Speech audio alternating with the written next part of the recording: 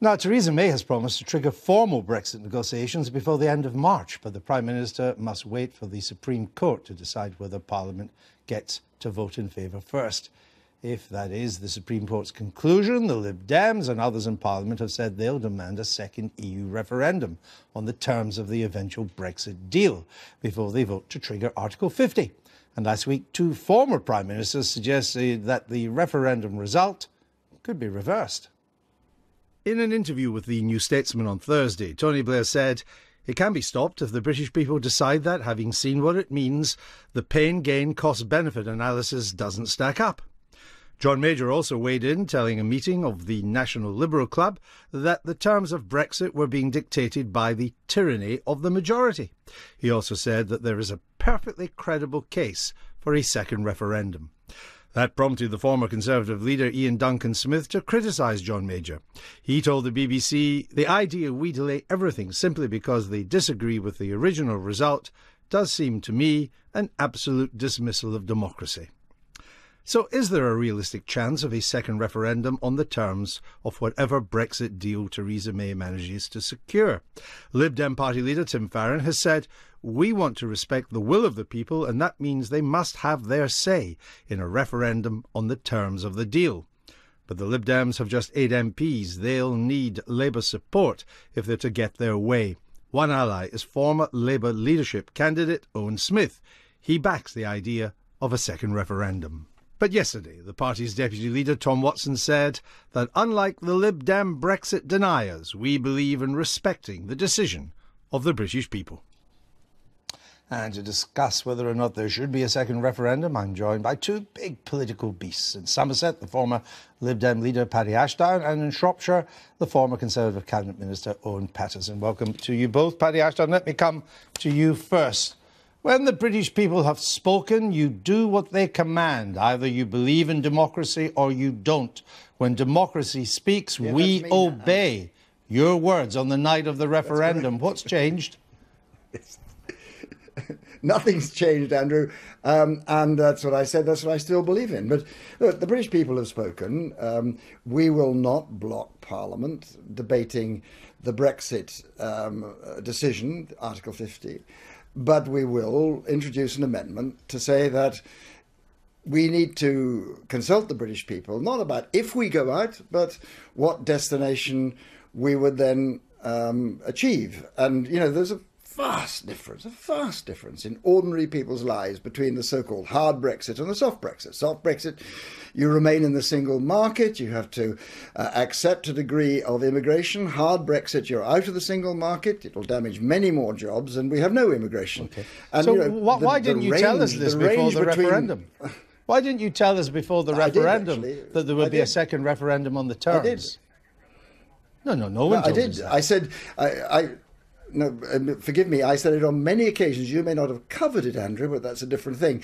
In every speech I gave, I said this, and this has proved to be true. Since those who recommended Brexit refused to tell us the destination they were recommending, they refused to give any detail about the destination. If we did vote to go out, then it would probably be appropriate to decide which destination, the hard Brexit or the soft Brexit, we go to. That was never part of their argument. They deliberately obscured that because it made it more difficult to argue the case. It certainly wasn't part of the official campaign, but let me come to Owen Patterson. I wasn't the official campaign, Andrew. What's wrong with a referendum on the terms of the deal? We voted to leave, but we don't really know on what conditions we'll leave. So what's wrong with negotiating the deal and putting that deal to the British people? Owen Patterson. Morning, Andrew. This would be a ridiculous idea. It would be a complete gift to the EU negotiators to go for an impossibly difficult deal because they want to do everything to make sure that Brexit does not go through. And this nonsense idea of hard Brexit and soft Brexit, that was never discussed during the referendum campaign. We made it absolutely clear we wanted to take back control. That means making our own laws in our own parliament. That means raising and spending the money agreed by elected politicians, getting control of our own borders back, and getting control of our ability to do trade deals around the world. That was completely clear at all stages of the referendum. And we got 17.4 million votes, the biggest vote in history for any deal or any issue. That's 52%. That was 10% more than John Major got, and he was happy with his record number of 14 million. But it was 42%, and it's more than Tony Blair got, which was 43%. So we have a very, very clear mandate. Time and again, people come up to me and said, when are we going to get on with this? The big problem is uncertainty. And what we want to do is get on, trigger Article 50, have the negotiation, and get to a better place, because we should look also across the water. I'm sorry, I can't have speeches this morning. I need to get a bit of debate going here. Paddy Ashdown, the EU doesn't want us to leave. If they knew there was going to be a second referendum, surely their incentive would be to give us the worst possible deal in the hope we'd vote against it. It would put us in a ridiculous negotiating position. On the contrary, the government could go and negotiate with the European Union. And anyway, the opinion of the European Union is, for my money, less important than the opinion of the British people. I mean, it seems to me Owen Patterson made the case for me precisely. They refused to discuss what kind of destination. I mean, Britain voted for a departure, but it didn't vote for a destination, because Owen Patterson and his colleagues refused to discuss what their model was. So the range of options here and the impact on the people of Britain and the standing of our country is huge. There's nothing to stop the government going to negotiate, getting the best deal it can, and going to the British people and say, this is the deal, guys. Do you agree? OK, let me put that to Owen Patterson. Owen Patterson. Well, it's incredibly simple, Andrew. The British people voted to leave. We voted to take back control.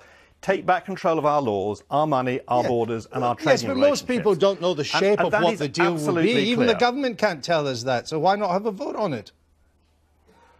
Because it would be a gift to the EU negotiators to drive the worst possible deal in the hope that he might be chucked out at a second referendum. The biggest danger in all this is the uncertainty. We have a very clear vote, the biggest vote in British history, you've the said biggest all majority that. in British You've history said for all that. anything. Can I just point out it was your side. It was your side that originally proposed the second referendum. Dominic Cummings, the director of Leave, said there's a strong democratic case for a referendum on what the deal looks like. Your side. Oh, come on. You're digging up a blog. I think it was June 2015, and Dominic, after a very interesting discussion with himself, it was an interview with The Economist. He said he'd not come to a conclusion. Come on, you can't hang it on that. He says, I think that's a distinct possibility. Yeah, and it was no senior members of the campaign ever said we were going to have a second referendum. What we did have, and it's worth chucking Paddy the quote that he gave on ITV News, whether it's a majority of 1% or 20%, when the British people have spoken, you do what they command. The British people voted to leave. People come up to me the whole time, people who voted to leave or to remain. When are you going to get on with it? When are we going to leave? When are we going to get our laws back? Of those people as well. But what do you say to that, Paddy Ashdown? Well, you asked me that question. Andrew hasn't been paying attention, obviously. Owen hasn't been paying attention, obviously. You asked me that question at the start. Look, Owen and his time really have to stick to the same argument. During the referendum, when many of us said the Europeans may have it in their interest to make a very tough deal for us, the argument that Owen and the Brexiters, but no, they won't, because they will suffer as well.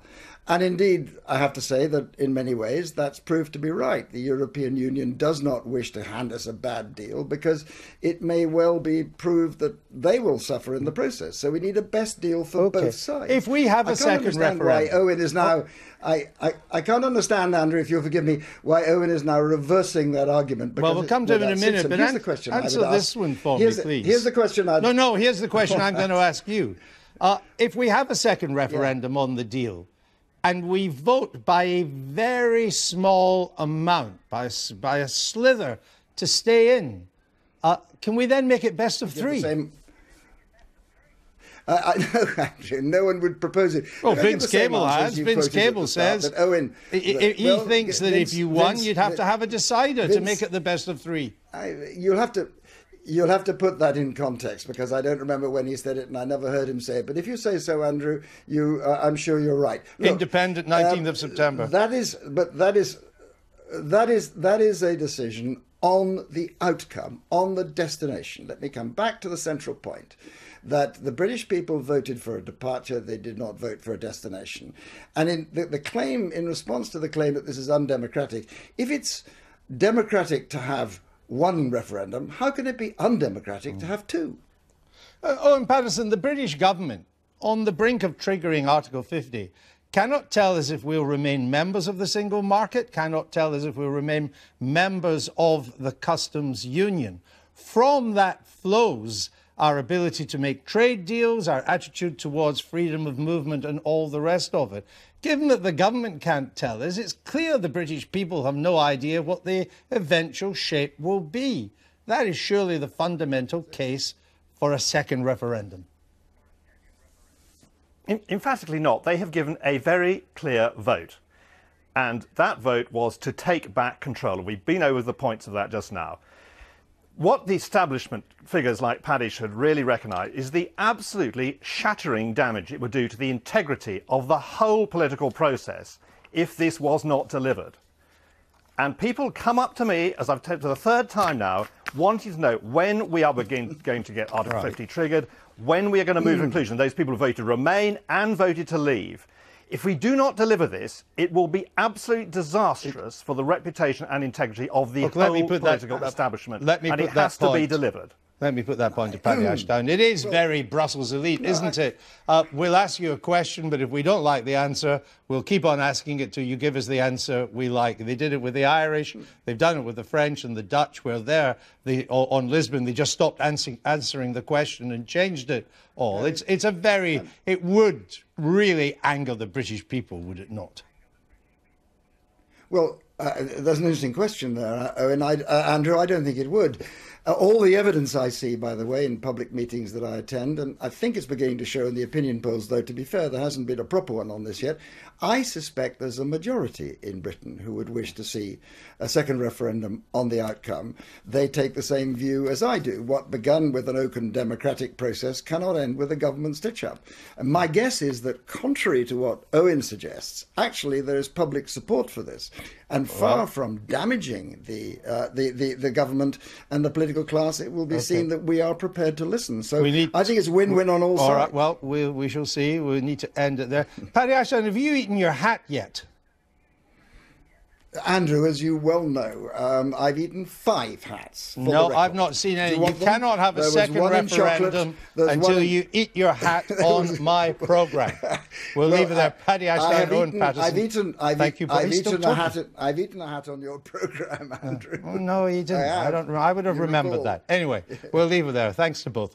We say that it makes no sense to have this whole open door to the whole of Europe when 22% of our own kids between 18 and 24 can't get a job. There isn't a million kids in this country who aren't going out to work every morning, and we say it makes no sense to bring even more people into our employment market when we can't get our own guys into a job. That has the establishment in the media and in Westminster on the run. They want to keep their cosy cartel together for this century. It isn't going to happen.